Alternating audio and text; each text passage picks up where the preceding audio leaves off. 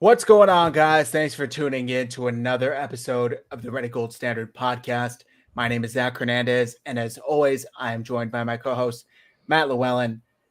We got a frustrating show, but a good show nonetheless, breaking down the 49ers' embarrassing, humiliating, frustrating 24-23 loss versus the Arizona Cardinals. Had a 10-point lead in the fourth quarter. We're going to get all into it, of course. With that said, Matt, how you doing tonight? I don't think I have to go into that. We know how we're doing. Yeah. Very disappointing. Very disappointing. So, I don't know, man. I don't even know where we go from here. There's a lot going on with the team that needs to be addressed, and I'm sure we'll get into it, but today was just bad. It was frustrating, right? So the 49ers open up. Let me pull up the box score here. Just had it closed up by mistake. And they get a 3 and out to start, but then they, after giving up a touchdown run, 50-yard run to Kyler Murray, where he's calling his shot 40 yards out. They go 6 plays, 60 yards, but this is the theme of the day. Offense stalls in the red zone, and 3rd and goal from the 6, Purdy gets sacked. Moody has to come out and kick the field goal. It's 7-3. 49ers force a 3 and out, and then they actually do punch it in, a 13-play, 75-yard drive that ends in Purdy hitting Kittle from the 4 for a touchdown. So they go up 10-7. It's a field goal, 10-10 after that. Trade another field goal, 13-10. And then this is where things got interesting because they blocked the field goal by Jordan Elliott. Lenore, scoops and scores. And instead of it being 13-13, it's 20-10. And the 49ers have a lead going into, or right before half. And then the next drive, Kyler Murray drops back, and who else but Nick Bosa intercepts a screen pass and takes it 30 yards back, if I'm reading this correctly, which the 49ers go 8 plays, 33 yards, and again, drive stalls in the red zone. They have to kick the field goal. And this one was with Mitch because prior to this, on the last kickoff, Jake Moody got hurt on the tackle, had his foot bend backwards all crazy, and he's out. He was carted off. It was really unfortunate. And Mitch Wisnowski did come in and hit the 26-yard field goal, which is roughly about an extra point. So the 49ers now have a 13-point lead go right before half. Force a 3 and out to start the second half. And then when the 49ers get the ball back up 13, Brock Purdy's pass is tipped, intended for George Kittle, and intercepted by Ma Wilson for the Cardinals, which the Cardinals go 4 plays, 1 yard, but they don't have to go any yards because they can kick a field goal from there, cut it down to a 10-point lead. And then the 49ers in the next drive, they're moving the ball great. They get the ball, touchback, 13-yard run, 11-yard pass to Kittle, Guerendo up for 4 yards, Purdy scrambles for 11, Guerendo for another 5, Guerendo for another 5, Mason for 1. Jennings is called for a false start, backs the 49ers up to 2nd and 14. And then Brock Purdy on 2nd and 14 does his scramble dance that he likes to do. And sometimes it works, sometimes it doesn't. It didn't here, and he loses 9 yards. This I thought was really infuriating because you already know you're without a kicker. So 2nd and 14 becomes 3rd and 23, to which Brock Purdy's pass for Ayuk is incomplete. They have to go for it on 4th and 23 since they don't have a kicker. And he does try to connect with Kittle about 20 yards down the field, but Kittle can't hold on to it, and it's a turnover on downs. Very next drive, Cardinals go 12 plays, 73 yards. That ends with a Kyler Murray kind of fake jump back to pass to Higgins for a touchdown, and Sam Okwuonu is flagged for hitting Kyler Murray in the face. Soft call, but it is the correct call by the rule. And so they get to go for 2. They get it from the 1-yard line after on the second effort by James Conner. It is now a 2-point game. The 49ers, I'm thinking, no worries. 5 minutes left. Offense moving up and down the field all day. 8 plays, 61 yards, where they did finally stick with the run.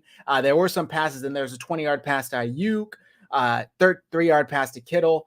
And then at 1st and goal on the Arizona 8-yard line, there is a run to the left for Jordan Mason. He's getting stuffed for a loss. As he's getting stuffed for a loss, he gets hit from behind, and the ball pops out. And Wilson, again, for the Cardinals. Same player that intercepted Purdy earlier, recovers it. Cardinals are able to go 14 plays, 75 yards for this field goal to make it a 1-point lead. And I'm thinking, all right, the 49ers don't have any timeouts, but they got a minute and a half. They got Purdy, they got Ayuk, they got Kittle, they got Debo, they got everybody they need. They got this. Little did I know, after a 15-yard pass to Kittle, Brock Purdy gets blitzed. Jordan Mason, if I saw it correctly, Jordan Mason missed the pickup. Purdy gets hit as he tries to hit a wide open George Kittle, and the ball flies up in the air like a duck and gets intercepted. That's the game. Cardinals are able to take a knee with a 1-point lead. Matt, what went wrong? I mean, what was the main wrong point for the 49ers today? I mean, listen, this is, and I'm not, see, this whole, frankly, Kyle has ran its course thing.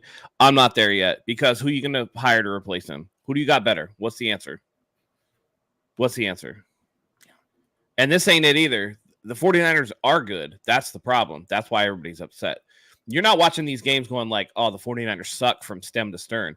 What you're watching is a 49ers team that is committing its own mental errors and beating itself, quite frankly. You don't get out to double-digit leads in games, by accident.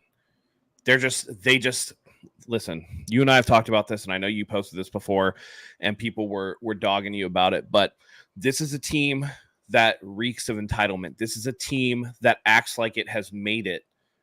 This is a team that is complacent and thinks that they can just turn on their talent whenever, and it's not like that. This is also a team that is thin at certain positions, And so when you combine all these things, acting like, you're just going to like getting back to the playoffs and the Super Bowl is a given, right? We've seen this from teams like, think basketball, right? Where you have a really talented basketball team and they kind of coast through the regular season. Oh, we'll turn it on in the playoffs. Football's not like that. You can't do that. You cannot do that here. Every week has to be taken seriously.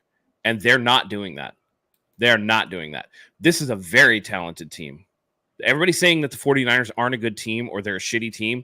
That's not true. They're a very good team.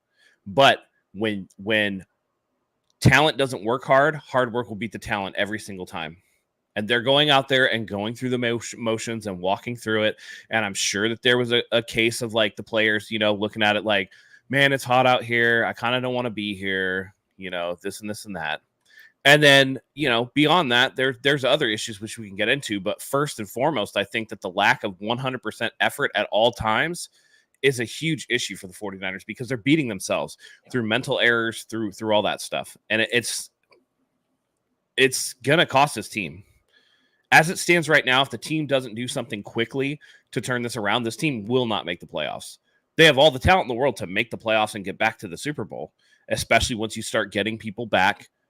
But this was supposed to be the easy part of their schedule. Mm-hmm. Now you got a short week in Seattle. After that, you got to play Kansas City, so on and so forth. It only gets harder from here. They have to turn this around. This game in Seattle is a must-win game for them.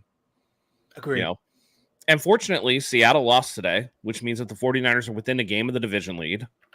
So, if they win against Seattle, then they're in first place, Which is crazy to say. Right. So, number one seed, let's throw that out the window. They're not going to get that. You need to work on winning this division.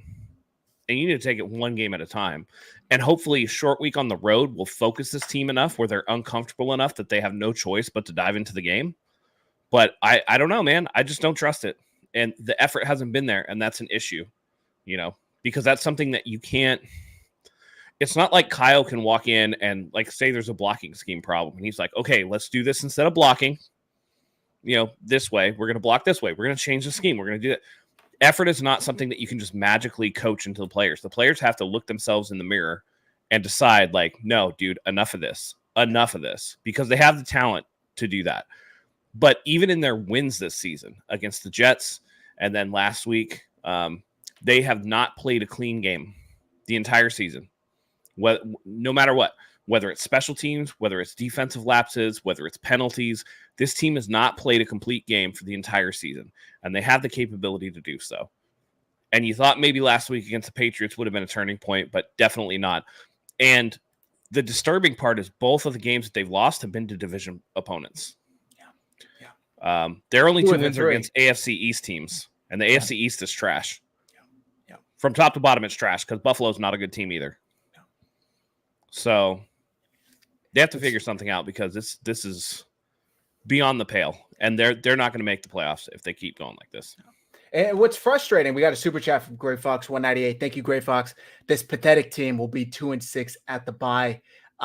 Looking just a little ahead for the 49ers. Obviously, we know they have Seattle on Thursday night. Then they have a 10-day break, and then they host the Kansas City Chiefs. And then they have a Sunday night game at home versus the Cowboys. And then the Bucks on the road, and then the Seahawks again, and then at Green Bay, at Buffalo. That's the tough part of the schedule, which if you guys go back to our show we did in August, we all agreed this is the easy part of the schedule the 49ers needed to take advantage of, because if they were going to drop a few in that stretch, they needed to have some breathing room to allow themselves to be able to do so and it not completely tank their season. Well, they've dropped 3 of their first 5. Like Matt said, the only 2 wins are against AFC opponents that literally mean almost nothing when it comes to tie breaking. The only good thing, again, like Matt said, is the Seahawks lost today and they lost last week. So if the 49ers manage to win Thursday in Seattle, they're magically in first place for the division. So it's not all doom and gloom, although there is a ton to clean up. The main issue for me, aside from turnovers, because those, again, are fluky in my opinion, stalling in the red zone. And it could not have been more of a problem than today when you lose your fucking kicker, because field goals aren't an option. Unless you got about up to the 10, then maybe you can go in there with Mitch. But until then, anything outside of that is not an option. And we saw that today when Kyle Shanahan had to go for it on 4th and 24 in the red zone because they already knew kicking wasn't going to be an option. So these drives that stall continuously once you get inside the 20 have come back to hurt the Niners multiple times this season. All 3 of their losses, I won't say all 3, maybe 2 or 3 of the losses, they were clearly the better team and clearly should have won those games. Minnesota, you just got to tip your hat to them. They whooped you fair and square. They shouldn't have lost against the Rams. They shouldn't have lost against the Cardinals, yet they did. And that's the thing with all the people getting crazy about like, oh, this team sucks or whatever. No, like, go watch the Minnesota game and you will see a team that took it to the 49ers. Like, just beginning to end, took it to the 49ers. Their defense was way better than the offense, and their offense, was able to carve up the defense. That game against Minnesota does not look like these other 2 losses. These other 2 losses, the 49ers came out in the first half, dominated, and then faded down the stretch, which tells me that it's a concentration and an effort issue. And that's the issue there. They got shut out in this second half. There's no excuse for that. The Cardinals came in the 29th scoring defense in the NFL. And the 49ers had absolutely nothing for them in the second half. Yeah.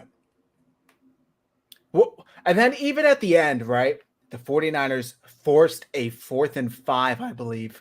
And they still had the 1-point lead. And what do the Cardinals get on that play? 4th and 5 from their own 40. Kyler Murray drops back with Floyd or Bosa in his face, I forget which. And as he's fading back, he throws a prayer up to Marvin Harrison Jr. And who's on him? He just said, prayers up, baby. Yadam. Yadam is on Marvin Harrison Jr. Yidam. Fuck that guy. Don't pronounce his name right. And he just I get you're not going to out-jump Marvin Harrison Jr., but he just stands there and lets him catch the ball and then tackles him afterwards. Like, get up there and try and break that shit up, man. It was extremely frustrating to see this defense just give up these prayers with the game on the line. If Yadam forces an incomplete pass there, Niners take over on the Cardinals 40-yard line, they probably don't give the ball back. It's really frustrating. And then I see Observe Natural Evolution. Kyle gets pass happy. I agree, but I was just telling Matt before we went live, when he did lean on the run, Mason coughed it up. Which it's no fault of Mason. He got hit out of his bounds, but it's like we can't have both. Like, he did try leaning on the run to seal it, and they turned it over. The run also wasn't consistent in this game. Not at all. It's a very bad run defense. There were plenty of times where Mason got half a yard and a 28th ranked. 28th ranked cloud of dirt. Defense. So, Mike, welcome in. We're just talking about some stuff. We'll get you in frame. Yes, let me change this. Change the background. Give us a second. Yep, we'll get there. There we are. How you doing, Mike? Yep. What a trick question. I am personally great. I feel great. I'm in the best health I've been in probably the last 5 years. My family is healthy. My kids are good. But the 49ers and Kyle Shanahan have some serious issues. Yeah, agreed. Okay. So as we were saying, for me, this is a lack of effort. The 49ers, Mike, just to get you up to speed, I'm saying that the 49ers are a good team that are acting like they've made it, that are acting like they're entitled to a playoff berth, that are acting like they are just automatically going to get there. I compared it to an NBA team that doesn't give a shit about the regular season and will turn it on once they get into those 7-game series in the playoffs. And football's not like that. And it's clear you don't get to double-digit leads against teams by accident. They just faded. The one game where they were actually beaten by somebody was Minnesota. Every other game, even their wins, could have been a lot easier if they just took care of business themselves. So that's kind of where we're at. But yeah, like people just saying, run the ball. Like, the 3rd and 2 at the goal line. Oh, run the ball. Dude, Mason wasn't getting anything to that point. Like literally nothing, and people were like, why'd they come out and throw? I'm like, listen, if the 25th best pass or rush defense or whatever coming into the game, you don't think they look at you as one of the better running teams in the NFL and be like, hey, we really got to shore up this run. So what do you got to do? You got to get the guys out of the box by beating them with the pass. And it looked like it was working. The 49ers were up big in the first half. It was 23-10 at halftime. And the 49ers, Ayuk had 6 catches for over 100 yards. Mason, had done a couple of things, but nothing yet. And then when you turn to the second half, Mason starts getting going. He's got some big runs, right? Well, Mason was at halftime. Mason was seven carries for 49 yards. Because he had that really big run towards the 35-yard run, I think. Right. Yeah. So take out the 35-yard run, right? And then he has 6 carries for whatever, 13 yards or whatever. So this is what I'm saying. You have to, if a team is going to concentrate on taking away your best thing, and it's something they don't do well, then you have to open that up. They were stacking boxes at the beginning, and that's why people were open. And that's why the passing game was so easy to get open. I hate this comment by Terradome. They showed it during the game. Kyle Shanahan was 38-0 with 10-point leads in the 4th quarter. Which that must be regular season. Yeah, because we had a 10-point 4th quarter lead in the 2019 Super Bowl, and they lost. And in the 2021 championship game. Yep. Yeah, so we got to stop saying that, though. Like, it's just like, but yeah, like, we got to stop looking for, that's the curse and all that stuff. Listen, man, this entire month, Kyle Shanahan is going to be putting the ball in Brock Purdy's hands. He's going to try to figure out exactly who Brock Purdy is. Is this guy worth the $60 million that he's going to be calling for, right? Like, but he's not going to be able to determine that. What do you mean? Because that's the exactly other issue. What today was. Yeah, but he's not going to be able to determine that. This O-line is trash. This O-line is trash. You thought the O-line was responsible for what we saw today? How were they not? He had people in his lap all game. No way. No way. No way. You didn't. Yeah. You did not think that's what. Grades. Wait for the grades. I'm not a grades guy, but here's what I will say. I saw one play where a guard could have protected better, and then I saw another play where Mason picked up the wrong guy on a blitz towards the end. It might have been the last offensive play. It was the last play. Yeah. Other than that, the offensive line was decent, good enough. Okay, let me rephrase what I'm saying. I'll give you that the offensive line wasn't as good as we want them to be. No, it's not. You're not going to learn anything about Brock Purdy with this offensive line. This offensive line was better in the second half than they were in the first half. The second half, when we put up 23 points, let me rephrase that. Hold on. 16 points. Sure. When we put up 16 points in the first half, the offensive line was worse in the first half. But what I don't want you to conflate is for me giving anybody a pass.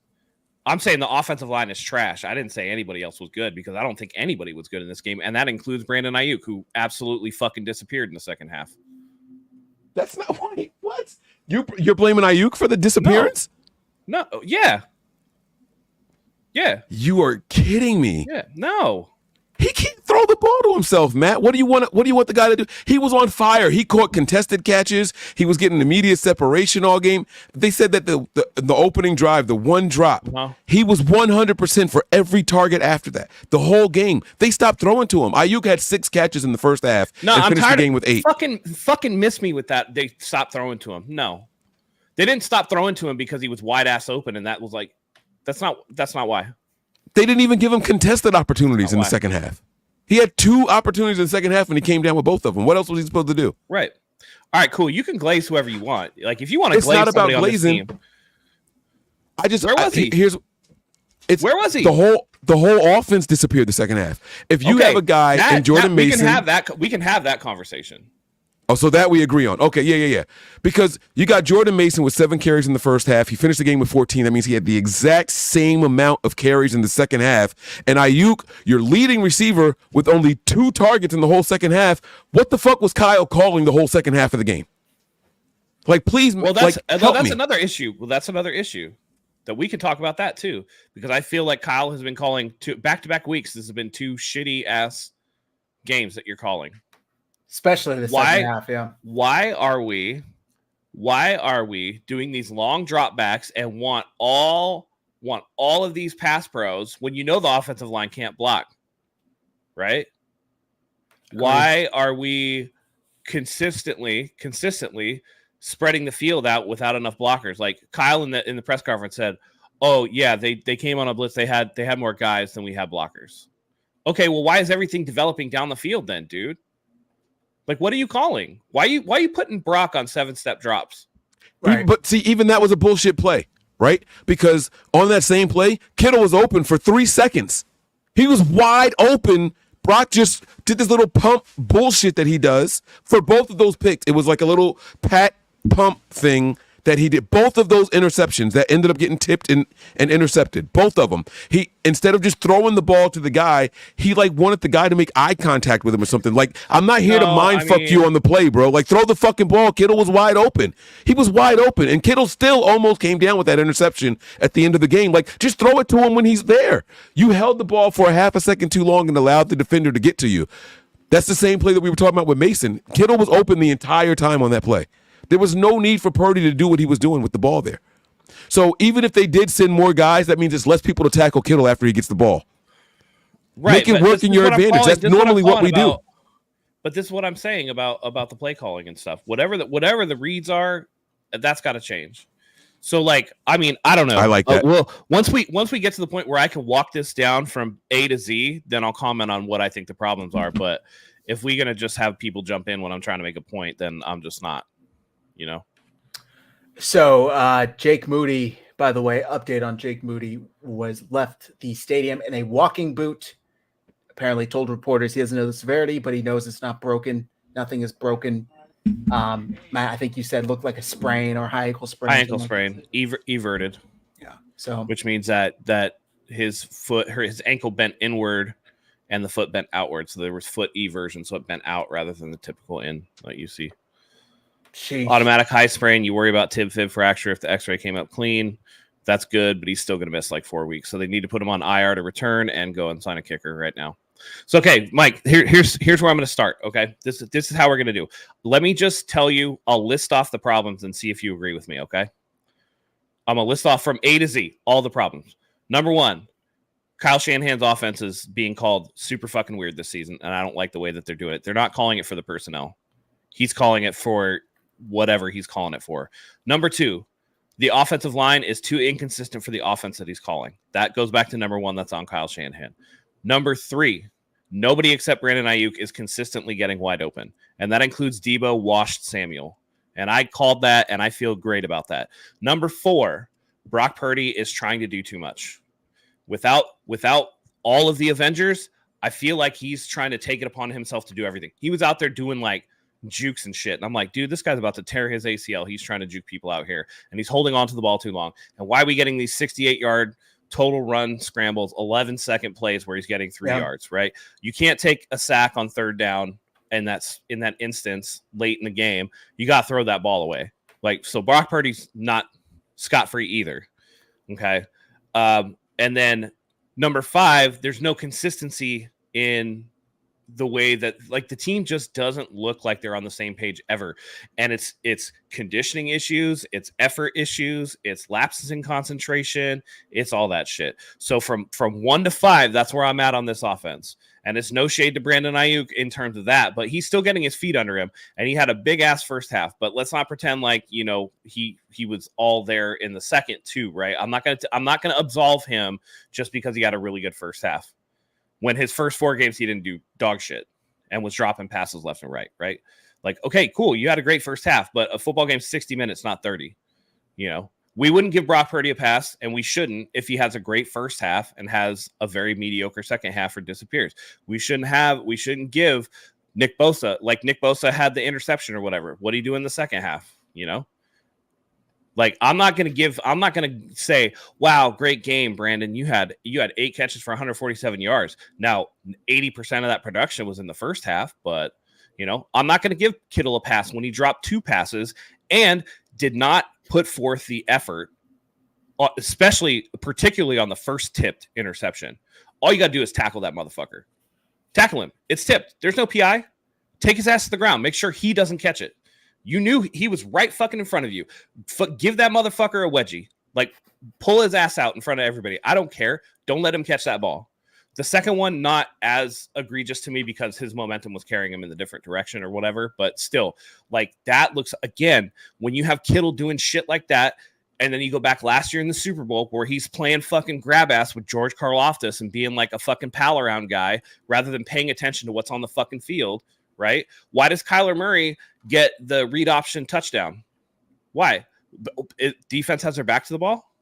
Is that what's going on? Because they play that way in coverage. And as soon as you see the offensive line fire out, it's not an RPO. It was literally a run read option. Like, that was it. It was either running back or quarterback. And Devondre Campbell can't set his second level contain. And so Kyler Murray gets to celebrate from the 40 fucking yard line that because he knows he's scoring a touchdown. Like, these are all the little things that we're walking into.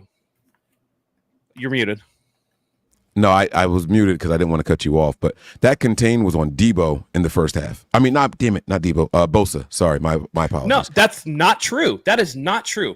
Bosa has to be the one to make the read. He either crashes the running back or he contains the quarterback, and they call it differently based on what he sees. But the second level responsibility on a read option is to the linebacker on that side of the ball. If the linebacker's on the outside, then that linebacker takes the quarterback if he's running out and around him. The linebacker was inside on that first play. So Bosa's responsibility is to maintain that edge and let them and funnel it to the linebacker on the inside. He crashed the running back on that first play and let Kyler Murray run around him. And he did it at the very end of the game. Like, I was so sure. I'm not kidding you guys. I applauded Bosa so much after just containing throughout the set before the pick. Before the pick. After that first drive, I literally applauded him, and they were like, Mike, in the Patreon, Mike, you're doing too much. Like, he's just doing his job. Yeah, but what I was applauding was you're learning from your mistakes and not going to make the same mistake twice in one game. I don't want to wait to the second half to make adjustments. I want to see in-game adjustments, and I did applaud that. And then he fucked it up at the very end on the final drive and went in again too soon, right? But to your list of, I think you went down to 5, I 1,000% agree on everything you said. On every single thing you said, I thought that was phenomenal, bro. Like, I agree with everything you're saying. The play calling, and this is what I said on my short overreaction show. I said, beat writers, I'm going to do you guys a favor right now. I'm going to give you guys the golden nugget of the next press conference. Ask Kyle who's calling plays in the games. I remember that bullshit experiment that they tried to do during preseason, and I felt like they were just setting up a scapegoat. I swear I felt like this was just a setup. And no one has asked Kyle about red zone play calling and who's responsible for it, or play calling in the second half of games. No one has asked those questions. It's like they're afraid to ask the question. I want Kyle to say it. It's all on me. He has taken no responsibility. Do you know we didn't score any points in the second half, and when they asked Kyle about what happened in the game, he blamed it on missed tackles and turnovers?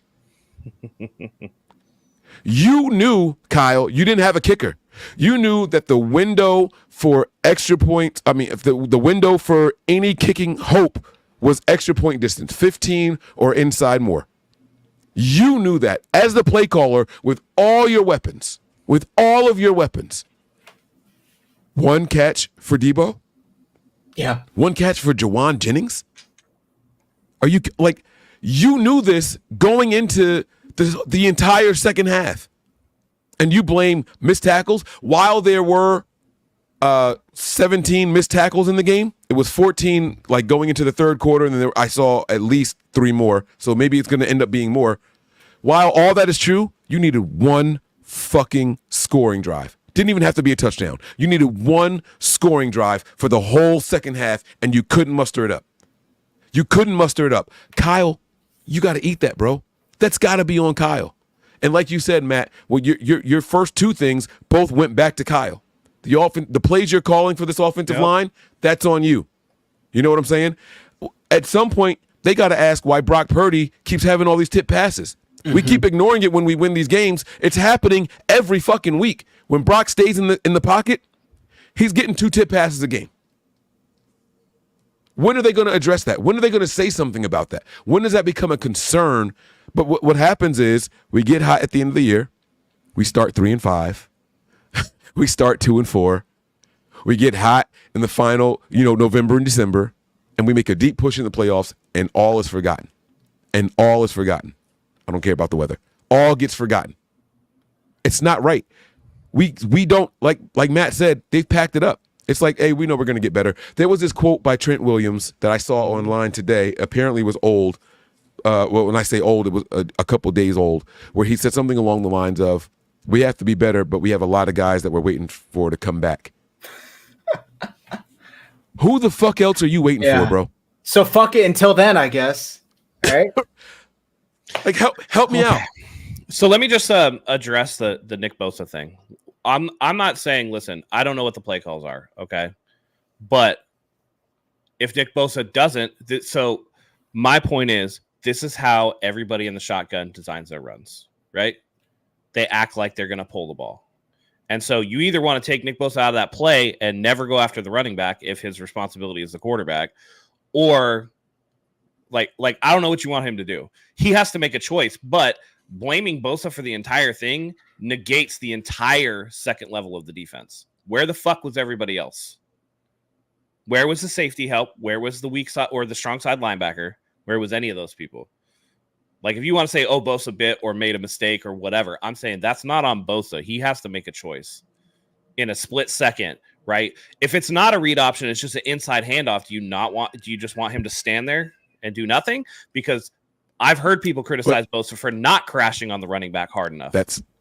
Those are the plays I applauded later in the game. I told you guys that when he set the edge and just stayed there and waited or hesitated, I literally said, good job hesitating because he set the edge. But on one of those plays, if Fred Warner doesn't get that tackle against James Conner, then that's 6-2. It's a big play. Right. Yeah. So what I'm saying is I don't want to hear people say, oh, that was on Bosa, and absolve the other fucking guys who didn't get any second level pursuit on Kyler Murray. Yeah. I'm 1,000,000% with you. I'm not blaming Bosa for this loss at all. The guy got the team an extra opportunity. He got the team an extra possession. I'm just saying on that specific play, I'm saying anybody saying that touchdown was all on Bosa is just neglecting to mention how nobody else fucking, you know what I mean? Even if they snapped the ball and the entire defense just laid down, when we went to half, it was 23-10 to 10. Like, who gives a shit what happened in the first half at that point? You're starting the second half with a 13-point spot. I don't care about the first half at that point. I hate to be that guy. This is the other thing that I didn't mention, and this also goes on Kyle. Why is he so intent on playing these guys that time and time again in big spots look like shit just because they're veterans? Let Renardo Green go out there and look like shit if they're going to look like shit. Why is Isaac fucking Yiddom on fucking Marvin Harrison Jr. in a key spot on a 4th down play? 4th and 5. Doesn't even make a play on the ball, just kind of like fucking runs. All right.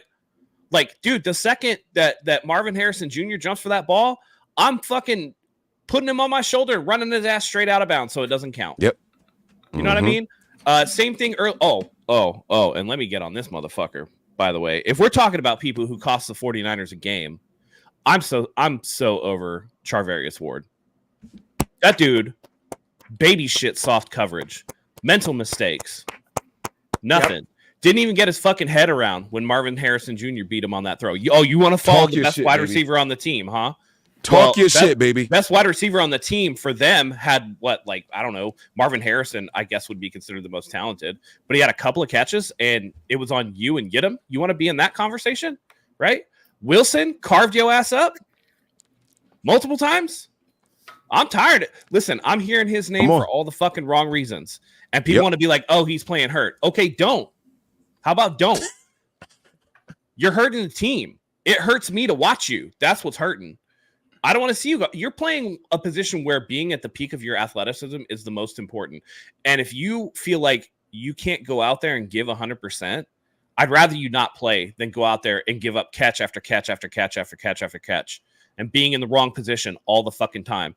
The miscommunication between him and Jair Brown. Why are you letting Jair Brown tell you anything? Jair Brown's a second-year guy. You're a fucking pro. You tell Jair what he's supposed to, like, why are you letting him tell you what your coverage is and then let that man get wide fucking open? And this is not the first wide open catch you've given up this year or fucking boneheaded on the assignment. I'm sick and tired of it, dude.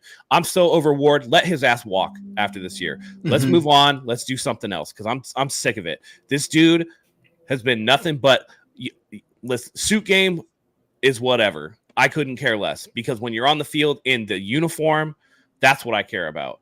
And he's been a disappointment. Again, everybody acting like they fucking made it. And it makes me sick because this team has so much talent, but if you're not going to put in the effort, you're not going to get anywhere. This is what Jeff Fisher used to call 7-9 bullshit.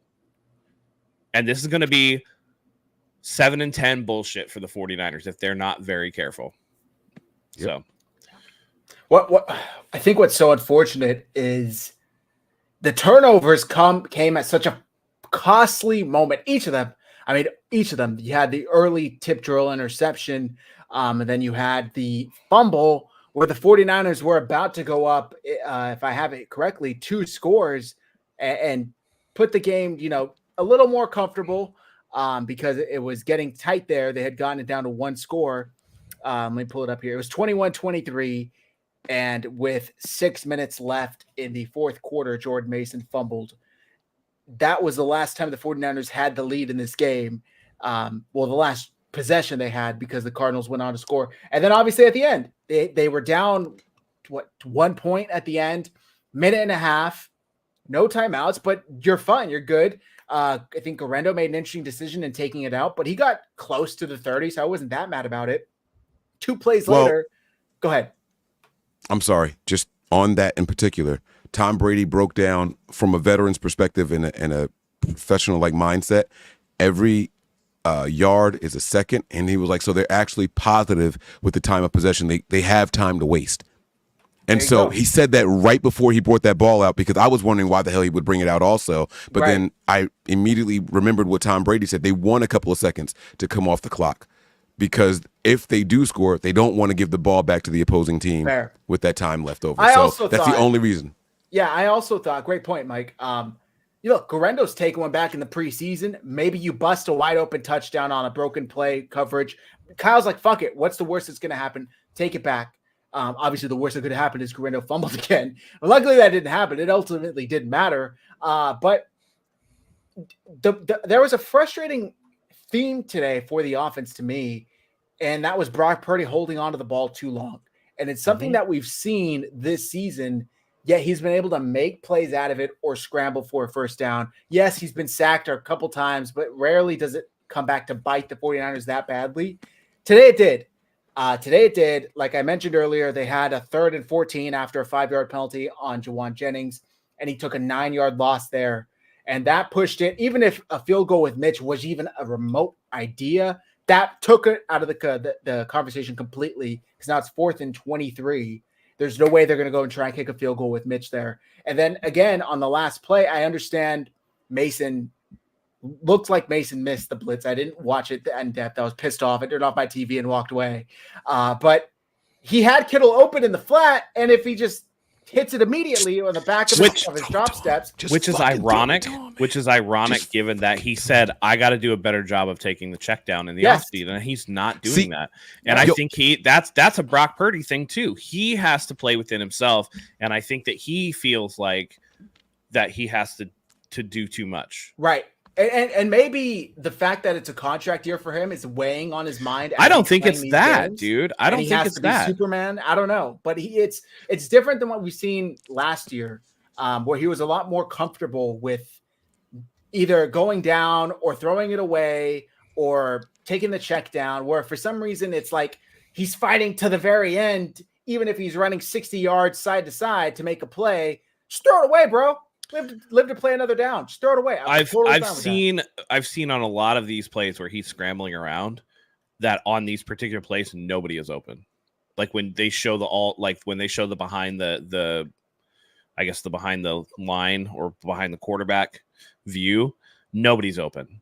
Mm-hmm. But this is the thing. He needs to do a better job. And it's great to try to be a playmaker or whatever. If you want to roll out, fine, roll out. But the second that it's not there, don't turn around and go all the way back the other fucking way. Just throw it out of bounds and start over.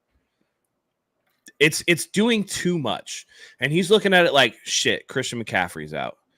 Shit, Deebo Samuel's a washed piece of shit that can't separate from anybody. Shit. I just want to take that shot there. I was like, dude, Deebo got that reverse and couldn't even beat the linebacker to the edge. And I was like, bro. Do you know Deebo Samuel has 27 yards rushing on the season? That's sad. Probably on like 12 carries. Yeah. He's averaging 2.3 yards per carry. Dude, Go ahead. He has 222 yards receiving. And he had like 100 of that in Minnesota. So 110 in Minnesota. In one game. Yep. He took that end around, and I'm like, oh, all right, this is gonna be a good chunk gain right here. He's gonna do solid. 1 yard. 1 yard because he couldn't get the edge because he's too slow. And for some reason, Purdy loves throwing to Deebo when he's completely blanketed. Luckily, it didn't result in any interceptions. But that's because if he's going to throw to Deebo, it's because he's always blanketed. He's always blanketed, but Purdy still fits the ball in there for. Listen, if I'm the 49ers, I go Deebo Samuel and a 4 for Devontae Adams. Just give him to us. It's a 1 year rental. Fuck it. Just do it, Just do it. Because Deebo ain't going to be here after this year. What if Cowling and Pearsall are the separation guys that you need in short area quickness? That's the thing. Cowling's hurt, right? And seemingly can't get on the field. So the only hope is Pearsall at this point. You know what I mean? Like, and they haven't opened his practice window. I don't think he would be back before, I don't know, maybe the Chiefs game. If they opened his practice window, the Chiefs game's as soon as he's playing. He's definitely not playing against Seattle. And then if you want to get him past the Chiefs, then you're looking at week 8, right before the bye. Might as well just go after the bye with him. So that's not really an option at this point.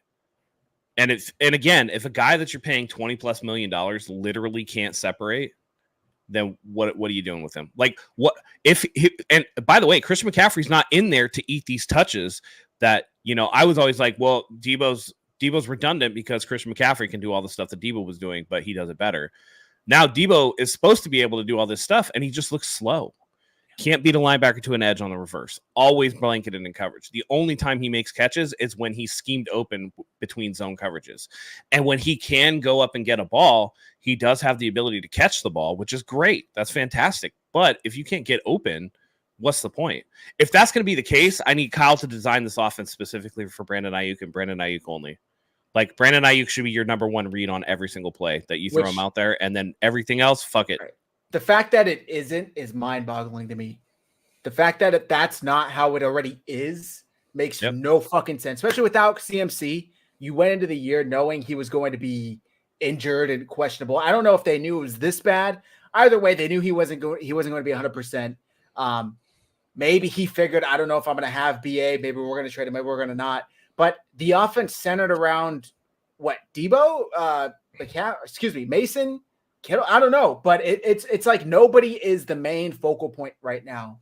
And it's really coming to bite the Niners in the ass because the first half was great for Ayuk. But for some reason, Kyle didn't see that and think, let me make sure he gets the ball another 8-9 times in the second half. Because if he gets those targets, the 49ers are likely rolling over, winning into this one comfortably. But he doesn't for some reason. Whether he wasn't open or not, the ball did not go to him in the second half enough. And nobody else made the plays. Mike, go ahead. Yeah, no, I have this theory that, this is really going to be Brocktober. Last year, 49er fans were saying it because we started 5-0 heading into October. We had 3 or 4 games done already. We had 1 game, and then we lost, the 3 in a row after that. And they were like kind of just saying Brocktober because it was a cool play on the name and everything.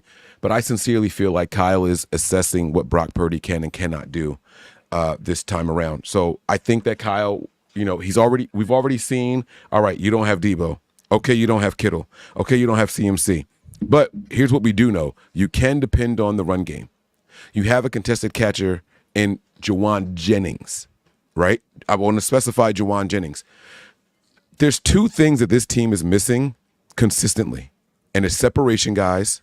Mm-hmm. If you take away one of those separation guys, you don't have anybody. Yep. And then if you take away the contested catch guy in Juwan Jennings, you have nobody. You don't have anybody. And so I think defenses are kind of playing into that. I think in the second half, Kyle's like, all right, they're going to plan to take away Ayuk because he just went crazy in the first half. I need someone else to step up. So he started targeting Kittle a lot more. I think Kittle only had 1 or 2 catches. And I don't have the play-by-play, so forgive me. I'm just going based off of memory. Kittle had 8 catches for 64 yards. Yeah. I'm saying in the first half. I think he only had 1 or 2. Here's the thing, though. To be fair, Kittle dropped 2. He dropped the fade in the end zone, and he dropped a gimme earlier in the game. And that's the other thing, right? It used to be that Kittle could be your contested catch guy. And now it seems like Kittle is just having some of these concentration issues that I don't know if having the core muscle surgery in the offseason really affected him that much to where he's like having issues, if age is starting to catch up to him or what. But these seem more like concentration things to me more than a talent thing. And it's getting irritating. Like I said, playing grab ass with George Karlaftis in the Super Bowl, not tackling the defender here, concentration drop there, not pulling that. You know what I'm saying? Like in those moments, it's just like, damn, man, like you are one of the biggest culture setters in the locker room. You're one of the guys. And I see you as being guilty for that sense of entitlement thing that I'm talking about. Like you're acting like it's just, you're there. You didn't have that same, when you lost that first Super Bowl, you're like, I will be back. I will be back. I will be back. I will be back. I will be back. With a fucking obsession with the fucking vengeance. And then you come back and it's like, oh, hey, George, as a fumble's happening right behind you. It's that attitude shift in those couple of years. Like, I don't want him to change who he is off the field. I watched the wide receiver doc. His personality is very effusive. When he plays the game, though, it's got to be there's no like, I don't know, that edge just isn't there. That angry edge just isn't there. Yeah. Where's the George Kittle that wanted to like? Why are you saying hey to your guy or whatever rather than pancaking his ass and laughing in his face like you used to do? I think it starts up top. I agree with everything you said. And you know what pissed me off the most about tonight? Forget the loss. Right after the game, press conference. Kyle goes to the podium and says, I told the guys in there, it doesn't matter. We're on to Seattle. That can't be the attitude in the locker room immediately after a loss, right? When you have 6 days to prepare for the next game, you're supposed to get 2 days to wallow in the loss and study it and break it all down. Kyle said that he told them in the locker room, my goal is for you guys to get home and get off your feet as soon as possible and don't worry about this. When we get in tomorrow, we're on to Seattle. Wrong, Kyle. Wrong. If that's the attitude immediately after the game, what was the attitude going into it? Mm-hmm. What was the attitude going into the game? What was the attitude at halftime, right? It's content. Like they're all content. Everybody's just like, we're the 49ers. We'll be okay. We've started 3-5 and made the postseason. We've started 2-4 and made the postseason. We started, 5-0 and made the postseason. Like, it doesn't matter. We always find a way to turn it around. You got your star offensive lineman saying, we're waiting for a couple more players to come back. We'll get back to it. George Kittle's adopting this attitude. It starts up top. It's this sense of entitlement, and we're seeing it from the very, very top, right? And the bad thing, maybe it's good. It's good for us fans. It's bad for the team. It's good for us fans. If we go out here and we win on Thursday, I kid you guys not, we're in first place in the division. Now, that also depends on what happens with the Cardinals in Green Bay. But we're right there. Win-loss wise, we're at first place of the division. Right. Well, but on Thursday, if we win, even if just until Sunday night, we're in first place in the division. Good for us fans, bad for this team because they sit there and keep looking at it as, we can throw this shit away. This shit doesn't matter. That's not true. We are 0-3 in the NFC. Yeah. Yeah. And Kyle can't have that attitude immediately after the game. Immediately. I would like to see Kyle just look a little more pissed off. He didn't take onus for anything that happened. Anything. The failures of the offense were on tip passes and drop balls. And not the failures of the team. Right. The failures of the team were on missed tackles. Right? What about your defense giving you a turnover? What about your special teams scoring for you? Where was that in any of all of this? Like your all the other phases helped your offense this game. You guys came up with a measly ass 16 points in 4 quarters, Kyle. At home. That's not acceptable. And for the head coach to come out there immediately after the game and just be like, oh no, I told the guys don't even worry about this when we're on to Seattle. You can't say that. You can't say that to the media. Because if you're saying that to us, I want to know what you really said to those guys in there. He looked like he was just like, all right, like he was so calm. He didn't even look frustrated. There was no frustration on Kyle Shanahan's face at all. My biggest issue is that he came out with the only team flatter than the team was Kyle Shanahan's affect at that podium. If it was me and I was the coach, guess what? Sit here in your stinky ass fucking gear and we're going over this game film right fucking now. Right now. You think you're going home? Nope. You ain't going home. Go ahead. He said, Zach. I want them off their feet. Sorry. Go ahead, Zach. Yep. I'm sorry. We got a super chat from Sean. Thank you very much, Sean.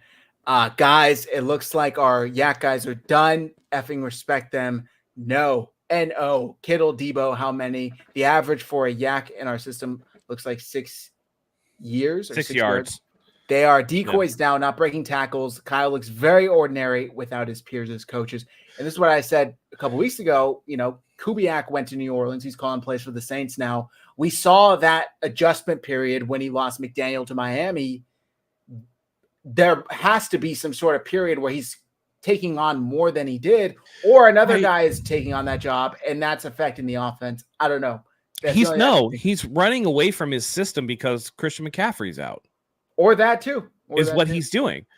Listen, Mason might not be quite the receiver that McCaffrey is or whatever, but run the offense that you would run if CMC was there. Yes, that's what we don't even know that he's not the receiver. He hasn't dropped the pass all season. Right. You haven't given the kid a fucking chance to run a real route. Right. Everything is a check down for Mason. You don't know that he can't do real it. Route. Let him run a real route and see what happens. Jesus Christ. Oh, Matt, I love you, man. I'm just saying, Kyle is doing the thing that he always does, and he's coaching himself into like a circle. Why all these 7-step drops? You used to get the ball out quick and put your playmakers in space, and that included your running backs. I've seen 0 wide receiver screens to Jordan Mason. Why not? Let the line get out there and block for him and make it happen. There's a ton of things that you can do.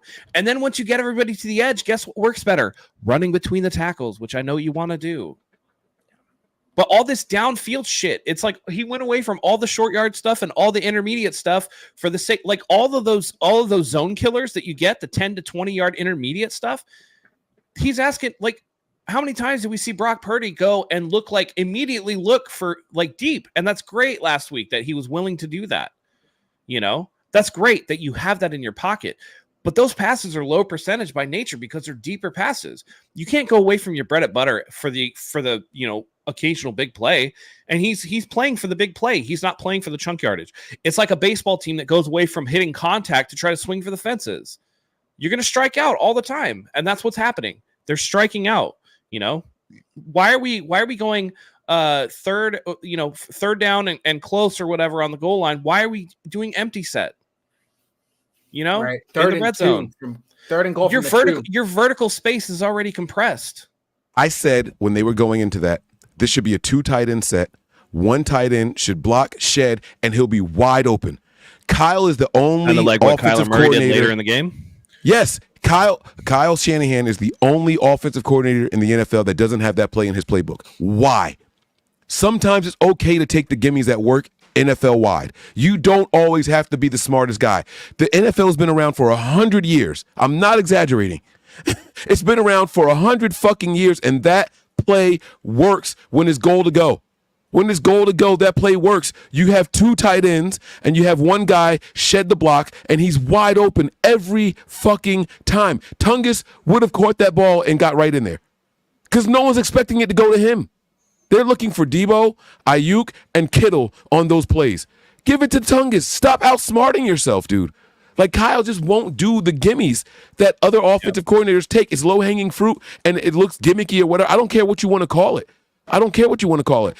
I was sitting there. I'm not the X's and O's guy. I've never been that guy. And I was sitting here saying, look at what they're about to do. Look at this. This is that. Kyler Murray's going to go to a 1-back set, and it's not going to be a run. It's either going to be Kyler Murray's going to either take this or he's going to throw it to the tight end. And what happened? He did exactly what I said. If I can see this from home, these guys get paid millions of dollars to be these decision makers. Fucking, like, what are we talking about here? I'm not saying I know more than these guys because I would never say something like that. This is what they do for a living. I just react to it.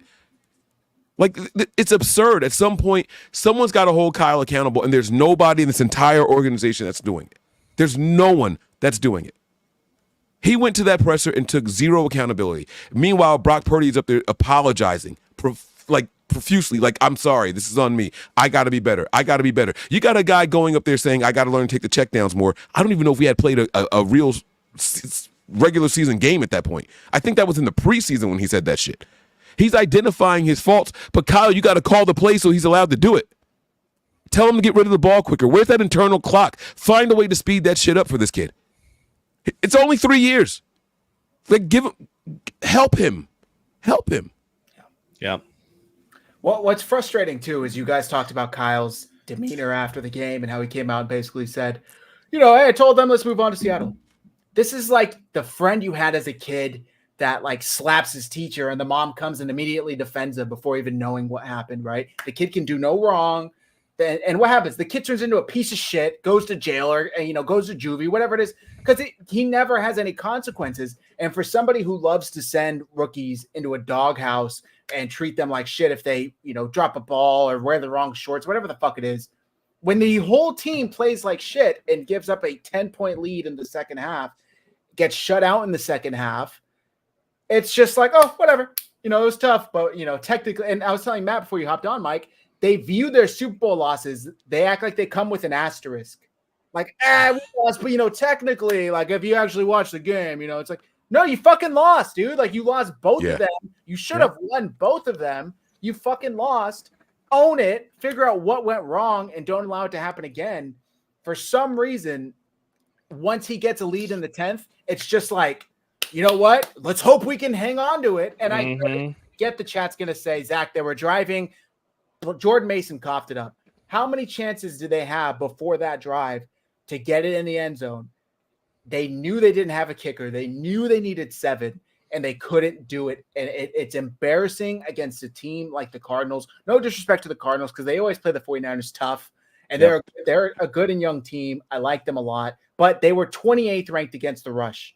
And for some reason, Kyle Shanahan, and I know we disagree with this, Matt, but he came out throwing the ball. What was that? 14 attempts. 14 attempts. And Mason didn't even start the game. He is for the second straight week, Mike. Mason didn't start the game in the backfield. He didn't touch the ball until the third drive. Third drive. Debo Samuel gets handoffs to start the game for some reason. Who's washed, who's slow. But Mason doesn't. And it's frustrating to me how this team operates. And it's like everybody's waiting for somebody else to step up. That's the way I see it. And for some reason, Purdy's shouldering more of the responsibility on offense, and it doesn't look great when you're scrambling around for 11, 12 seconds. And then you end up getting, knocked the fuck down, like on that last play where he was scrambling and he just got a shot to the stomach. I don't know what the problem is, but to me, it looks like this team has regressed from last year. And not only on defense, but on offense as well. Yep. Last year, they were like number 1 in scoring in goal-to-go situations. This year, I once they get inside the 20, I'm like, fuck, they're going to settle for a field goal here. And today they couldn't even do that. But they, for some reason, the field gets short inside the 20, and Kyle just becomes an idiot and is like, I don't know, I don't have McCaffrey. How the hell how did I score a touchdown from 1st and goal before I had McCaffrey? No idea. Let's just try and throw 3 straight passes, even though we're at the 2-yard line, and hope we can get in. What happened to the ground and pound team? I sound like one of those people. What happened to the ground and pound team I used to love? Like, what the fuck, man? Right, like, what happened? You tell me the sudden, 49ers can't do a heavy lineup, 2 tight ends, get fucking Trent in motion like you have previously, and punch this bitch in? You're telling me that's not the identity of this team anymore? The identity of this team is now Brock Purdy dropped back 35 times, apparently, which, hey, I got no problem with. But that's not this team. That's not this team. So it's frustrating. Kyle does this, though, I feel like, every now and again. Do you remember when we had Jimmy Garoppolo and there would be certain games where Kyle, for whatever reason, just like had a hard on like making Jimmy Garoppolo throw like 38 times? Yeah. You're just like, what is he doing? Like, why are we doing this? And he's just going through this period again. And it makes me think that sometimes he's taking this as like, hey, how can I tinker with this during the middle of the season? And it's just like, dude, all these games count, man. All these games actually count. So I don't know what's going on. And while my sentiment about, potentially working in a pass to open up the run because they probably expect you to run all over them, that's not to say that I think that only running Mason 14 times is a good thing. That's absolutely not where I'm at, because I think they should have ran the ball a lot more. And it's one of those things where, again, I just think Kyle's getting too cute with his system, and he's coaching like in a way that doesn't match what was successful for the 49ers. Like, why do you need to throw the baby out with the bathwater just because CMC is not here? Why don't you have the same shit that you ran last year, essentially? Yeah. And teams are never two things, 2 points before we get to the super chat. Teams are never going to respect or treat Mason like CMC until you start using him like that. Yep. There's no negative to running the same exact offense with Mason as you did with CMC, because if they don't cover him the way that they covered CMC, then he's open and he's going to make big plays. Yep. Right? He's actually harder to bring down on first contact than CMC is at this stage in CMC's career. So it's a win-win, or you get other people open because they're treating him like CMC. So it's a win-win for the Niners. Kyle just has to get out of his way. So I'm glad that both of you guys emphasize that. And the other thing is, oh, damn, I lost it. Fuck. It was right there. What was the other thing that you just said? For going away from things that work? Like throwing out the baby with the bathwater and trying to outcoach yourself and be too cute. And they should have ran the ball more, and they want to set up the maybe run it'll after. Come back. Yeah. Yeah, I lost it. I'm sorry. It'll come back. Let's get this super chat from Sean. Thank you, Sean. And Kyle's system looks like crap in the pass game, period, Matt. I respect you. We have the effing pass game in our history. His passing is poop. Everyone goes at least 10 out and more. All New Orleans, look at Walsh Reed. No, look at Walsh Reed Beaches. Instead of bitches, because Sean doesn't curse. That's what that is. Got you. Go ahead, Mike. I remember what it is. The one thing I will say is this. I'm not super mad at Kyle changing up the way he calls plays, right? So to both of your guys' points was, why don't we get back to what we're doing?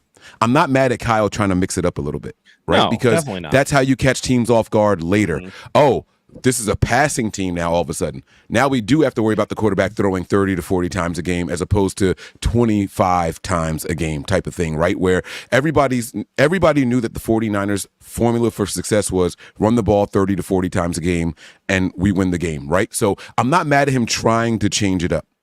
That's not what I'm mad at. What I'm mad at is the plays that you're calling when you want to pass the ball. You either got to tell your quarterback to commit to a pass and make it 2 reads instead of trying to read the entire field for 12 seconds, like Zach said, where you're scrambling around and looking. Like, get quick reads in there and be the team that throws the ball more. So there's got to be a fine balance. Kyle's trying to go from 0 to 100 on run first or pass first. Mm-hmm.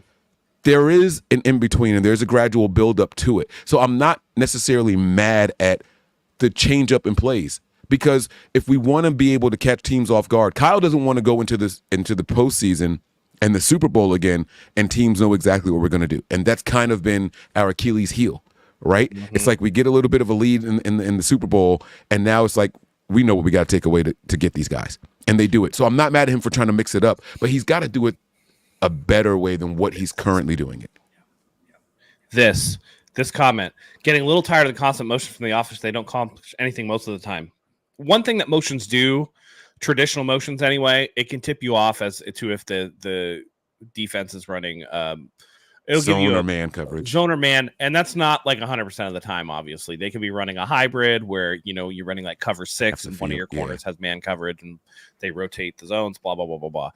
But the one that I hate the most is the one where they will rainbow somebody on a rainbow motion, and then he's like 10 yards behind the line of scrimmage. Can we stop fucking doing that, please? And he doesn't run a route. And then he doesn't run a route. He just stands there. And by he, you guys mean 10 Debo. on 11. Yes. You're literally playing 10 on 11 football at that point. Mm-hmm. At least go out and run a route. At least take a defender with you.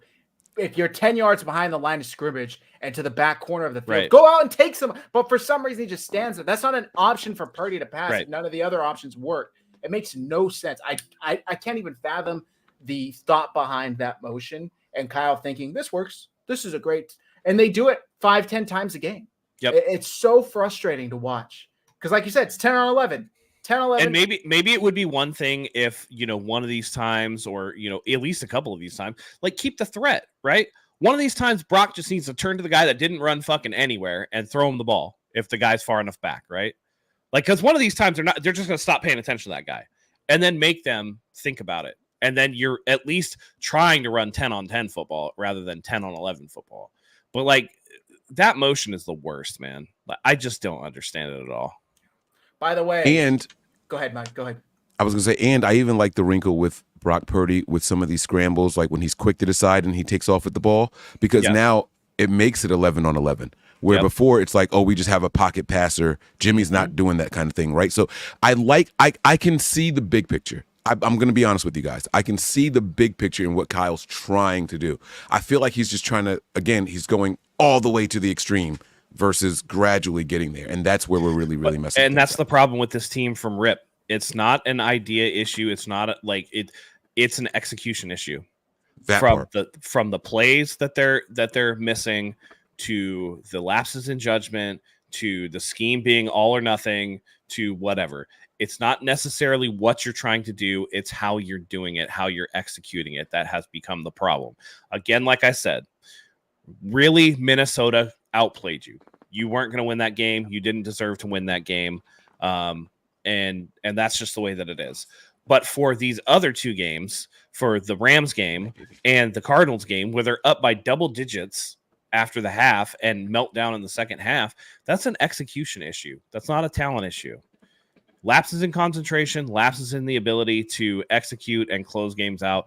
That is what is the difference between this team being 4-1 and 2-3 like they are right now. So I'm not going to jump off like a lot of people are doing and just absolutely think that everybody's melting down or whatever. I'm not doing that. But we're getting we have to at least think about ringing the alarm. Agreed. Let me just say this real quick. It's been said in this show. It's been said in the chat. Seattle lost back-to-back. If the 49ers beat Seattle Thursday night, they are tied. Well, they are in first place. If we're not tied, they'll have the head-to-head tiebreaker versus Seattle. If that happens, and it can, Brock Purdy was previously undefeated versus this same division, and now he hasn't won a game this year against them. If they win, what I don't want to see is fans thinking, we're back. Everything's great. 49ers solved all their problems. Because there are still some fucking serious problems here for them to contend with and for them to solve regardless on if they win Thursday night 30-13 or however the fuck they've beaten Seattle in the past. They have some serious problems they need to address regardless of what happens Thursday. And I do want to say some of the 49ers, luck or whatever, they do have some luck on their side if they can get past Seattle. Like Rashee Rice is not going to play, which severely limits what Kansas City is going to be able to do on offense. This is not like an immensely talented Kansas City team, right? You have to contend with, 15 guys on each side of the ball because you have the 4 officials or whatever. But, in general, right, Patrick Mahomes has looked very, very shaky this season. He has not looked like Patrick Mahomes that we all think about. He doesn't have a ton of offense around him. This Kansas City team is potentially beatable, but not if they're going to make the execution mistakes that they have been making so far. May I add, regular season Kansas City team. Regular season, yeah. They don't have. Well, shit. I mean, to be fair, they've had these questionable play calls every game anyway. So maybe regular season. How many losses? That much.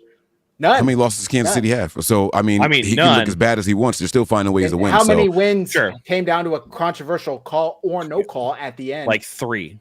3 of them. 3 of the 4. Yeah. 3 of the 4. So what I'm saying is this is not the overwhelming. This is not like the Kansas City team that came in and beat us by like 4 touchdowns. Right. That one where Brock Purdy got his first game action because we absolutely got demolished so bad that there was no point in playing our starters anymore. Good point. Right. Yeah. It's not that team. Christian McCaffrey. No, it's not that team. Yeah. It is not that team. It is not the pre-Christian McCaffrey or the Christian McCaffrey's first game, I think, with us. After being here for 4 days. For 4 days. And the biggest issue I see here is, again, this goes back to when we first started the show, the team becoming content, right?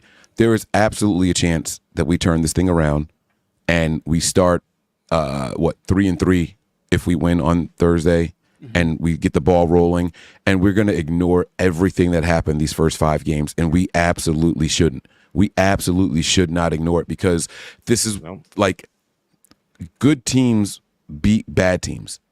The Niners haven't beat a good team all year long. Nope. To be fair, and by the way, they've played one good team. Yeah. Yep. They've beaten 2 bad teams, 2 really bad teams, and got beat and choked against 2 bad teams. So we don't know how bad Jets are yet, but New England is the worst team in the league. Yeah, we do. Aaron Rodgers had 54 pass attempts today for 200 some odd yards. The Jets are trash, dude. Yeah. That's what I was going to tell you guys too. You're saying that, they don't have Rashee Rice. They can trade for somebody at any moment now. Yeah, you have no idea what they're going to do. I would like to see the Niners, provided they don't trade for somebody. Right. I would like to see the Niners go out and try to acquire like the best linebacker for one of these bad teams. Call New England for whoever their best linebacker is. Call the Panthers for whoever their best linebacker. You know what I mean? Find one of these 1-win teams that are already just thinking ahead to the draft and see what you can get for a linebacker, because Campbell is not going to get it done. You know what I'm saying? Maybe find, if you think the offensive line is the biggest issue, like start making these calls now. John Lynch is a very, very active GM, so I'm not necessarily blaming it on the talent. I think that there's enough talent here that our record doesn't reflect the talent that's in the building. But if Kyle's going to continue to blame it on little things like that and missed tackles and all that, then fine. Go out and find some other guys. I've been saying for a long time that Chris Kosaric is overrated, and I have no bigger example. You guys mentioned the Jets just a minute ago. All of a sudden, Javon Kinlaw is one of the best interior defensive linemen in the NFL. He is having a phenomenal season. He's having a phenomenal season. And while we went out and acquired some talent in Collins and things like that, right? Like, what does that say? We had a healthy Javon Kinlaw his last year here, and he wasn't playing like how he's playing over there in New York right now. And I saw Ace, I forget what his name is. Ace asked a question at like 8:30 or something like that, 8:33, somewhere around there. Should we go after Saleh after they fire him? Right? Like, I would do it. Yep. I would do it, but I would allow Saleh to bring somebody with him. Ace, bro, that's his name. I would do it and allow Saleh to bring somebody in here with him. Like, let him build that staff. Don't say you're coming back, but nobody is coming with you, or you don't get to have any say on anything like that. Like, let him come in here and run the defense the way that he wants to. Robert Saleh is going to be the scapegoat over there in New York. We all know it. They're going to continue to protect Aaron Rodgers, even though he's trash now. He's washed up. Washed. Yeah. And and Salah's going to get fired by what do they call it? Black Monday or whatever they call it. Like it's coming. Robert Salah's going to. I don't think Salah makes it through the season. To be honest, they're going to fire him before the end of the season. May I suggest a trade candidate for the 49ers at linebacker from none other than the Cleveland Browns, Jeremiah Owusu-Koramoah. Linebacker, dude's a stud. I've been a fan of his since he came into the league. The Browns are looking like a peewee team. They got blown out today by the Washington Commanders. What was the final score? 34-13. They're 1-4 on the year. If they wanted a linebacker, what I don't know though is his contract situation. I could be wrong. I think he's still on his rookie contract. Maybe I'm wrong. That's a linebacker I'd like them to go get. I tweeted the other night, last Sunday night or Monday night, whenever the Bengals and they just re-signed him. He's on a 3-year, $37.5 million contract. We can afford it. Doable. Yeah, we can afford that. But yeah, just barely out of his rookie contract. How about a guy like Sam Hubbard from the Bengals to come and help get some pressure? The Bengals, they dropped a game they easily could have won today and should have won today in overtime versus the Ravens. Sam Hubbard, Trey Hendrickson, I think makes a little too much money for the 49ers to take on the veteran expensive contract. But a guy like Sam Hubbard, I'd be fine with. They definitely need some help on this defense. I would be hesitant to trade for anybody on offense because they have Ricky Pearsall coming back. Who knows, Matt, you made the great point. Who knows at what point? But I don't think they will, specifically because they just used a first-round pick on a receiver. Also, maybe they trade for a running back if they're not confident Christian McCaffrey will come back soon. But there was a report today that he could come back by week 8. So he apparently had his first workouts and his tendonitis of his Achilles did not flare up. So it's promising. But I don't know, man. The defense needs help. I was happy to see that D Winters was getting play over Devondre Campbell today, but Devondre Campbell still played more. He was in way too much. Yeah. I would like to see when Demetrius Flannigan-Fowles was healthy to just take Devondre Campbell out. Yeah. He's not good. He's not good. He's a liability. And safety looks like a liability as well. You know, there was one point that Talanoa Hufanga read a screen perfectly, missed the tackle in the backfield, and then injured his wrist. Yeah. Like, and then was out the rest of the game. What the fuck? What the fuck? Did we hear about that, by the way, about his wrist injury? Because my thing was like the only reason you would take him out of the game is because his wrist is either broken or he's got a ligament injury. So I expect him to go right back on IR. He was actually benched before that. I don't know if you guys like he missed 2. You're talking about Huff, right? Yeah. He was gone after that missed tackle on the screen with a wrist injury. Right. That was his second missed tackle. And they were both like really, really bad misses. And so, look, they're saying Huff missed 4 tackles. I didn't even see 4. I recall 2 that were like very bad misses. And they had already put Malik in his place. And then he came back and they blamed it on the wrist thing. I think the wrist thing was just a cover up. And I said it again during the Patreon. I wouldn't be surprised if he goes back on IR. We don't need him. We have one of him in Brown already. We don't need 2 of them on the field. Let him walk. Yeah. Yep. Again, we've been on this show countless times on record saying that he's not the all-pro that everybody thought he was, that he actually had a very mediocre season. So, you know, if that's the extent, that's fine.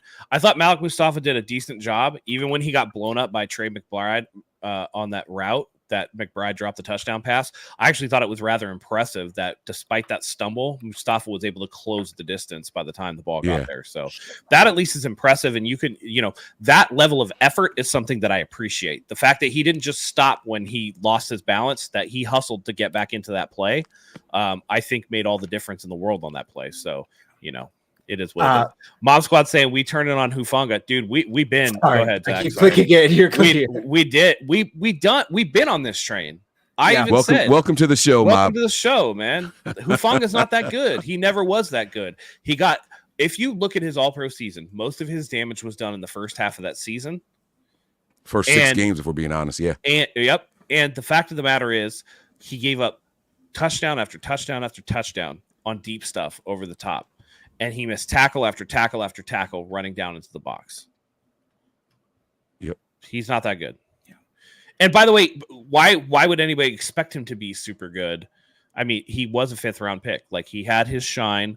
Everybody knows how to take advantage of him. He's coming off of major injuries. He can't seem to stay healthy. If this wrist injury is legit, like Mike is claiming that it's not, then that's ACL, ankle, and wrist all within. Like, he's the defensive version of Elijah Mitchell, who also they're going to let walk after this season as well. And good riddance. If you can't produce on the field, then get out of here. Yeah. I think the main takeaway from this game, 1-6 in the red zone. We're 2-3, buddy. 1 for 6 in the red zone. Yep. You're not going to win even against the worst of teams in the NFL with stats like that, especially when we don't have a fucking kicker. We don't have a kicker. It gets even worse. Jake Moody left the game in a boot. Like I said earlier, Matt seems, I think they're going to IR Moody. We'll see which kickers are out there on free agency, I guess, but you can get kickers. We've done it before. They need to. Last year, it was such an easy thing that it's unfathomable to me that we're even having this problem right now. Get in the fucking red zone. Punch it in when you get inside the red zone. When it's 1st and goal, when it's 2nd and goal, those drives need to end in 7. Yep. And the fact that they aren't is what's costing this team. Especially when they did last year. Yeah.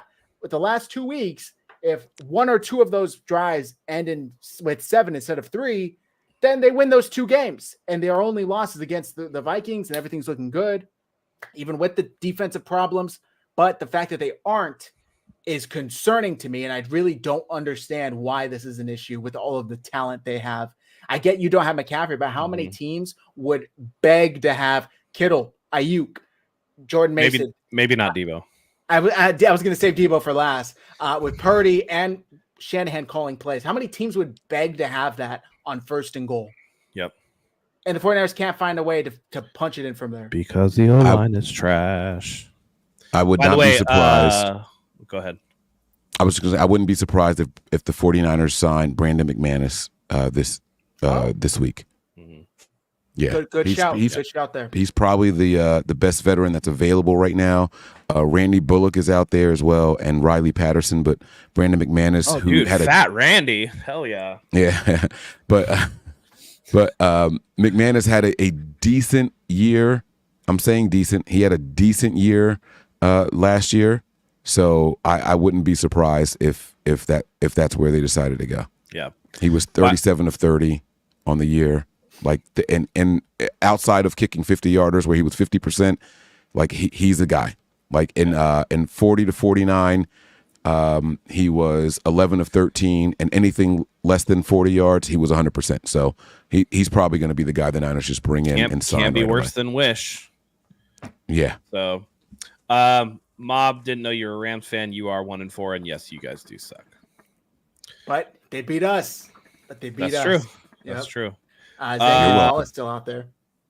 This dude says could have kept that Zane Gonzalez instead of drafting Moody. I mean, I guess, but Moody missed 1 field goal this year so far. Moody's been fine. Moody's been fine. That narrative needs to go away, dude. Like, get out of here. Get out of here with that. Somebody said, Fish and Chip said high ankle sprain, early diagnosis for Moody. I mean, that's what it is. As soon as they took him back and did the x-rays, then you knew exactly what it was because of the mechanism of injury. You could see it on camera. As soon as I saw it, I was like, it's either a tib fib fracture or he's got the high ankle sprain. And I was leaning high ankle sprain because he didn't have any shearing force. There was no lateral rotation on his knee to go along with the medical stuff. But I think we're going to wrap up here. Maybe they can spat it up. What's that? Like if he starts feeling like good enough, maybe they just do like a running back. You've never heard of spats? It's where they like heavily tape that ankle so your ankle doesn't rotate because it's not his plant leg. It's his kicking foot, isn't it? It's his kicking foot, but it's not his plant leg. So yeah, the only issue you would run into is if it changes the surface enough that it makes his ball go whatever. Right. But if they can stabilize it enough to where you're not getting rotation on the foot, you limit him, you'd let Wish do kickoffs. You limit Moody to extra points and field goals. It might be a workable thing, but it's going to be a stretch, obviously. Moody having his kick blocked is not Moody's fault. Right. He has all of his faults, and please shout them out because I am no Moody defender, but That's the offensive line's fault. The offensive line Right. on that kickoff, Like, they weren't able to get enough coverage. Because I'm going to tell you this right now. When you're a kicker and you're about to kick the ball, what are you looking at? You looking at the line? No, you're looking at the ball. You have no idea where the offensive line is and how many people are getting penetration or whatever. Like, you're just kicking the ball. So he kicked it too low. I mean, maybe, but if the offensive line just holds up, it's not an issue. Again, what is too low? Too low for what? The kicker today kicked it too low on the block field goal? Or did somebody make a good play? Yeah. Like, there's only so high you can get the ball if you want to drive the ball. Steve-O's kicking expert in the chat. I wish we could keep a lead too, Alex. It's as soon as I saw a 10-point lead with like 14 whatever to go, I was like, we're fucked. I don't know. I got nervous. The 49ers just get too comfortable. They want to coast to a win, and there's no. I got nervous after the Mason fumble. That's when I got nervous. For sure. Like, shit. Yeah, for sure. I think it's gonna call it for this show, though. I got to go grab some groceries. Make sure you take a bag with you. Yeah, I know. Mike was surprised when he was out here in California. He tried buying a bunch of shit, and they're like, "Do you want bags?" He's like, "Yeah, of course I want bags." And then they went to charge him. He was like, "I don't want your fucking bags. I'll carry this shit myself." Yeah, I'll throw the shit in the cart, right in the car. Mike man. was I had no idea. No 10 cents for me. Yeah. Playing no 10 cents. That's crazy. 1 for 6 on red zone attempts. I think that's all you need to know. Yep. Lose the turnover battle. Can't get off the field on 3rd down yet again when it mattered. Can't get off the field on 4th down when it mattered. Yidam is on the opponent's most talented receiver on 4th down with the game on the line. Doesn't even make a play for the ball. This team's got a lot of issues, guys. They play again in 5 days. So, did you guys see what happened to Diamador Lenore on the play that he fell down? Like that? What? Yeah, I even tried to watch the replay and I couldn't see. He got caught up with the receiver that he was covering, but he was following him across the field just like Ward followed across the field as well. So that was a blown coverage on Ward, not on. So that wasn't Lenore's guy that caught the ball on that play? No. I thought it was too, okay. yeah. He was step for step with the other guy. Gotcha. So unless it would have been a handoff at the zone at that point, it wasn't because Ward followed Wilson. I think it was Wilson that caught it across the field. Yeah. Cool. Yeah. Shout out to the block extra point or block field goal that we returned for a touchdown to. Great play by the special teams. I know that we're all in the negative right now, but the special teams, I think, stepped up a little bit today. Yeah, but the Lord giveth and the Lord taketh away, because exactly 0 plays later, they give up a big return and Moody got hurt. So, you know. Right. Yeah, the very next play. So, Mike, let the folks know where to find you. I'm sure they already know, but please let the folks know where they can find the best. I'm promoting content. 2 pages right now. Patreon, you see it at the bottom of the screen there, patreon.com/NB9ERS. And for everybody that is watching right now from the Nothing But Niners channel, head on over to 49ers Hive. It's under Zach down there. Make sure you guys are giving them a follow on YouTube, X, Instagram, and Twitch. Appreciate it, Mike. Thank you. Yep. Thank you. Go subscribe to the Patreon, patreon.com/NB9ERS. Matt, it's an unfortunate recap since we're recapping a loss, but please do us the honors and take us home. Tough loss. I'm gonna go kick it with my family, so I'm gonna block this one out of my memory. I don't want to have to drive anywhere later. I'm just gonna go off because this guy. Anyway, I got to pull some joy out of this. So thanks for the guys in the chat. Will, just messing with you. It was a tough one. This team has to get right quickly, because if they don't, it's going to be over before they know it. And that would be unfortunate given the amount of talent that's here. They can't wait for reinforcements. They can't wait for anything else. The time is now. They have to beat Seattle in Seattle. So we'll see what happens. But great show, all things considered. It does leave me feeling a little bit better to get some of that out. So on to the next, I guess. We wallowed in it a little bit longer than Kyle did. So there's that. For Mike, for Zach, for myself, thank you everybody who tuned in tonight. We loved having you here as always. And until next time, go Niners.